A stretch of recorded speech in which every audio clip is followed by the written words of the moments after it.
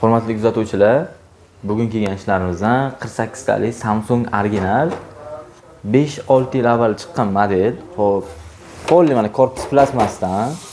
Mana patsiyetgan qo'yilishini mana Samsungda 2 kun avval qo'ygan edim. Past sortli Xitoy televizori plastmas korpus patsiyetgan shu turish qo'yaveradi deb ko'rsatgan edim. Mana Samsung o'sha narsaga juda ham katta e'tibor beradi. Mana patsiyetgan o'zini qo'ymaydi. Patsiyetgan tagidan mana sovutish uchun mana tunka lenta tashab ketgan mana. Mana alohida. Mana o'zini hozir eski patsiyetkalari mana alohida tunka qo'yib sovutish uchun axlajdaniyani yo'lini qilib ketgan.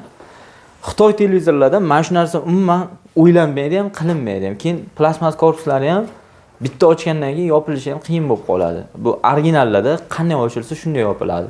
Shuning uchun imkon qadar televizor tanlayotganda sifatiga, modeliga e'tibor bilan olinglar.